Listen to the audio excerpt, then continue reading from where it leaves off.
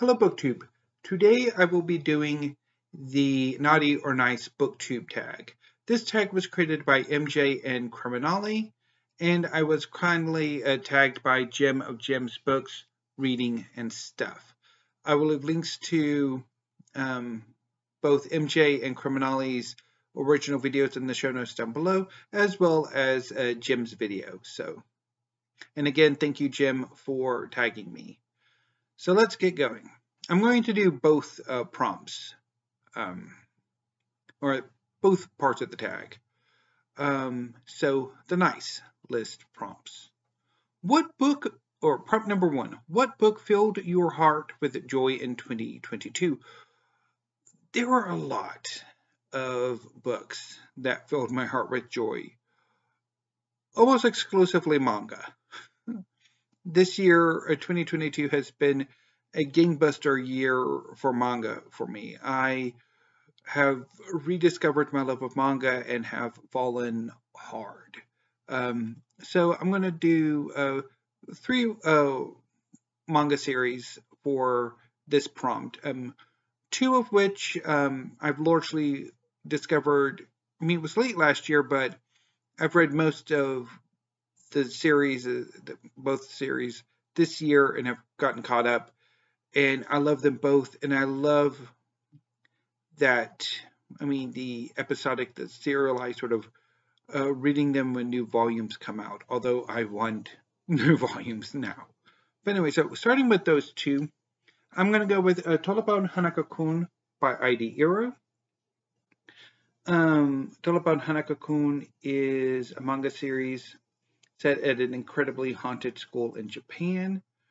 One day, a student, Nene, is told that if she goes to a specific toilet stall, performs a set ritual, she will be able to summon the spirit known as the Tolobon Hanako-san. Nene goes to the stall, she performs the ritual, and she summons Hanako-san. However, unlike in the traditional formulation of the story, this particular Hanako-san is the ghost of a young boy, and using the Japanese honorific system, more appropriately, Hanako-kun. The ghost's name is Amane, and he grants Nene her wish. It goes terribly, and Amane has to rescue her from the consequences of her wish. In exchange, Nene becomes Amane's assistant, initially cleaning his bathroom stall, but later helping him in his duties regulating the relationships between the students and teachers and support staff at the school, and the supernaturals who haunt the school and live there. There are 7 school mysteries. The major hauntings, major supernaturals at the school, of which Amane is the 7th, and therefore he has a regulatory authority over the other 6. Something or someone is manipulating the rumors, the stories told about these supernaturals, making them more malevolent. This individual is revealed to be the ghost of Amane's twin brother, Tsukasa, who's a little shit. Supporting Tsukasa are the members of the school broadcasting club. Amane and Nene aren't alone in their adventures. However, they are joined by a young student named Ko, who is a trainee exorcist. And while he initially tries to exorcise Amane, later he becomes very close friends with Amane and Nene and joins them on their adventures, regulating the relationships between the living and the living and the supernatural at the school. I love this series so much. Every volume fills me with joy, even when those volumes are gut punches, and there are a number of gut punches in this series. This is phenomenal. I love this series so much. I've also been loving Eden Zero by Hiro Mishima. This is his follow-up to Fairy Tale. It's the story of a young man named Shiki who was raised by his adoptive grandfather, an android called Ziggy, who acted as the demon king of a tourist planet populated by robots. As the robots die because they run out of power and maintenance, Shiki is faced with being all alone. That is changed, however, when a young woman named Rebecca and her Exceed companion Happy come to the planet to film videos. The androids seem to malfunction and try to kill Rebecca and Happy. Shiki saves them and flees the planet with them. He then joins them in their job as in an adventurers guild, and they decide to go in search of the great cosmic goddess figure, Mother. Over time, the trio go on adventures, adding more friends to their crew, and picking up a cool, awesome spaceship called the Eden Zero. And I've been loving this series ever since I started reading it. It is so good. Every volume, even if there are gut punch chapters, I mean, I'm filled with joy every time I read it. Even like volume 19, which I read a few weeks ago. I mean, there were some major gut punches, but oh, it was a joyous reading experience. I loved it. A more concentrated reading experience I experienced with my massive reread of Full Metal Alchemist by Hiromu Arakawa. This is one of the greatest manga series ever. It's the story of two brothers, Edward and Alphonse Elric, who are prodigy alchemists. One day they commit a major sin in the world of alchemy. They attempt human transmutation. They attempt to resurrect their deceased mother. In consequence of this, Edward loses a leg and Alphonse loses his body. To save Alphonse's life, Edward sacrifices an arm to transcribe Alphonse's soul onto a suit of armor. After being outfitted with full automail prosthetics, Edward takes the state alchemist exam and becomes a state alchemist in the country of Amestris. State alchemists are part of the military, and hence Edward is threatened with military service if ever Fuhrer King Bradley decides he wants to go to war somewhere. However, Edward became a state alchemist so he can further his research goals. And he and his brother Alphonse go in search of the Philosopher's Stone, an alchemical artifact rumored to be able to bypass the law of equivalent exchange. The brothers hope the Philosopher's Stone will allow them to gain their bodies back. As the brothers search for the Philosopher's Stone, they discover the awful truth about the creation of the Philosopher's Stone, as well as an old foundational conspiracy running to the very heart of Amestris' government. This sees both brothers and a number of their friends and allies as important ingredients for the promised day. I reread all of Fullmetal Alchemist the first few days of September, and I had a blast. It was a joyous blast. I loved it. It was probably the single best reading experience I had in 2022. It was just, I loved it so much. Okay, prompt number 2. What fictional book character is at the top of Santa's nice list? So I'm going to go with 2 characters. I will go with Alphonse Elric, who is the absolute nicest young man you could imagine. He is such a contrast to his more surly older brother, Edward. And I will also go with Izuku Midoriya, this young man here. He is the main protagonist of My Hero Academia, a manga series inspired by American superhero comic books. In a world full of humans with superpowers, Izuku has no powers. He's powerless. One day he meets his idol, the superhero All Might, who is this guy here. And after a series of encounters, including rescuing or attempting to rescue one of his bullies from a supervillain. Izuku inspires All Might to bestow upon him, inspires All Might, and thanks All Might bestows upon Izuku his quirk, which can be passed along and can be accumulative. It's called One for All. And Izuku is just an absolute sweet character. He's absolutely should be at the top of Santa's nice list. I've only read the first volume, and I'm hoping to read more in the new year because I picked up a number of volumes. Prompt number 3. Have you always been on Santa's nice list? Probably not. Prompt number 4. Show us the nicest cover from a book you read this year. Well, I've talked a lot about manga, and I will be talking a bit more about manga in the next set of prompts. So I decided for this prompt, I'm going to go with a regular book.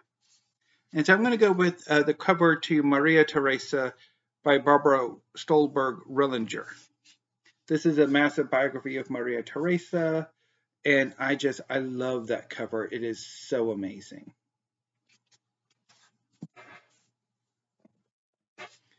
Prompt number 5. Share a nice holiday seasonal memory or tradition. Well, it's a tradition we used to have when I was younger, although we don't really keep it now. But when I was younger, me and my brother would be allowed to open one Christmas present on Christmas Eve. Prompt number 6. What 2022 release would you give to someone who has been nice? I'm going to have to punt on this one because I haven't really read as many new releases in 2022 as I would like. They've all been mostly nonfiction, except for manga.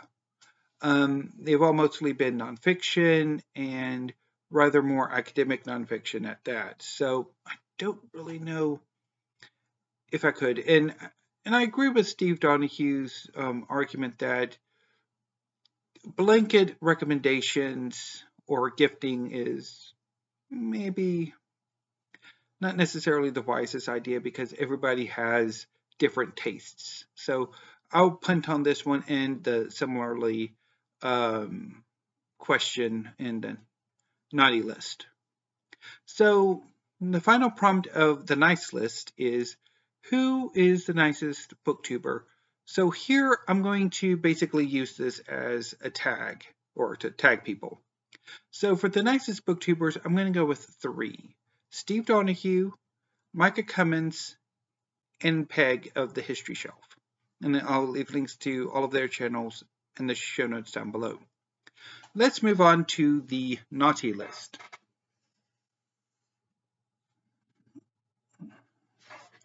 So prompt number 1 of the naughty list.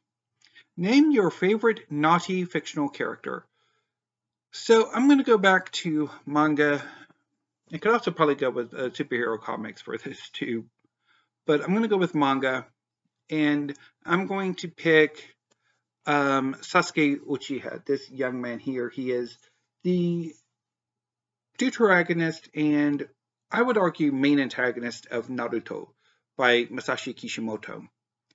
Naruto is a series about a young man named Naruto Uzumaki, this young man here, who has a demon sealed within him. This has caused Naruto to be a pariah in his home village, and he hopes that by becoming a ninja a mercenary warrior that he will eventually ascend to becoming the Hokage, the leader of his village, and thereby be respected by everyone. As part of the training program at the school, once he becomes an apprentice ninja, he is put into a team of 3 with a senior ninja guiding them. His 3 teammates, or his 2 teammates, are Sasuke Uchiha and Sakura Haruno, who is this young woman here. Sasuke is a complicated character. He is filled with rage. He is a prodigy. His clan is one of the most important in Konoha, the village they live in. And his clan was slaughtered by his older brother, and Sasuke wishes to avenge their deaths by killing his older brother. In order to do this, he needs to become a much stronger ninja. And while his relationship with Naruto is complicated and a bit rivalrous, a bit friendly, and they gradually become more closer and closer friends. But Sasuke's progression as a ninja, his fighting skills, aren't quite what he wants. So he eventually defects from the village and joins one of the main antagonists of the first part, Orochimaru. Over the course of the second half of the manga, Sasuke becomes more villainous. He loses his sanity, and he basically turns against Konoha. And while Naruto has never gives up on Sasuke, Sasuke very much seems to have given up on everybody who loves him. And over the course of the final part, Sasuke descends as far as you reasonably can go as a villain, before eventually turning around and redeeming himself, although it's still very villainous, and ultimately Sasuke is the final antagonist, the final foil that Naruto has to overcome, and it's great. And I've been slowly picking up Naruto. I think this will be the next big manga series that I focus on, and I'm quite looking forward to it. Prompt number 2. What 2022 release would you like to give someone who has been naughty? Again, as with the nice version of this, I haven't really read as widely in 2022 releases as I would like. And again, I mean, excuse me, everybody's tastes are different. Even if it's a book that I'm not entirely sure if it's, yeah, quite what the purpose of this prompt is, but yeah, so I don't, yeah, so I'm going to punt. Prompt number 3. What author would you least like to meet in person? Ian Fleming.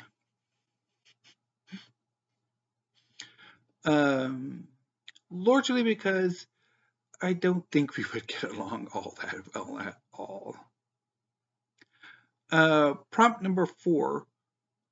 What haughty, well, also he's dead, so yeah. Make of that what you will. Anyway, prompt number 4. What naughty character deserves a chance to be on the nice list? So this is a bit tough. I mean, you could make the case that, I mean, Sasuke eventually does deserve to be on the nice list. But I'm also going to go with another favorite manga of mine, Fairy Tail, with my answer, and that would be Zeref. And Fairy Tail is by Hiro Mishiba. So Zeref is this character here. He is one of the 2 main antagonists of Fairy Tail. Fairy Tail is an adventure-oriented manga series about a guild of wizards. The series follows 2 wizards within this guild. Natsu Dragneel, a fire dragon slayer. He is this young man here. and Lucy Hartfilia. She's a celestial spirit mage who is this young woman here. Together, they form the core of a team of wizards who pretty much are all on the cover. There's Gray Fullbuster, he's an ice make wizard. There's a Scarlet, right here, she has a overquip empowerment that she can change out her weapons. And also Wendy, who is a Sky Dragon Slayer. Also included are Exceed companions. So this is Happy, who's Natsu's best friend. And sorry about that.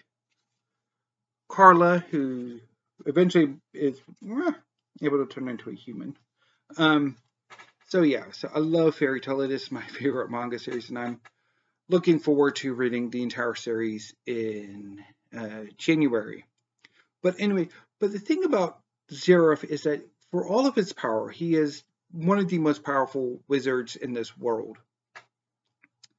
But his evil is caused by a curse. He did something as a young man centuries ago that royally ticked off one of the gods of this world. And as punishment, Zeref was cursed with immortality and a form of, I guess, bipolar disorder, or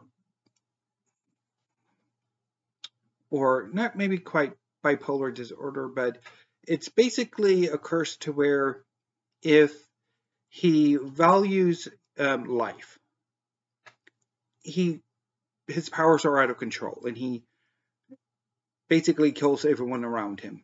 And if he doesn't value life, well, his powers are in control, but, well, he's an evil piece of shit. And so I often wonder how, and so he's a very tragic villain who, in a way, does have some good intentions because his goal is to defeat the other main antagonist of the series, the dragon Acnologia, who is this guy here who is in human form. So anyway, so I think I'd put maybe Zeref ought to at least partially get a shot at the nicest, which at the end of the series, he might have gotten. Anyway, okay. Prompt number 5. Have you ever been on Santa's naughty list? Probably. Prompt number 6. Share a seasonal holiday guilty pleasure. Eating too much sweets. I have a major sweet tooth, and I basically try to sample all of the desserts on offer at Christmas dinner, which I really shouldn't because, yeah, but I do. Excuse me. Prompt number 7. Name a naughty booktuber. So once again, this is going to be a tag, so I'm kind of tagging these people as well as Steve and Micah and Peg. So the 2 I'm going to name on the naughty list, I'm going to name Shanti Standfast, largely because he's banished a whole slew of booktubers to a desert island that happens to be multiversal.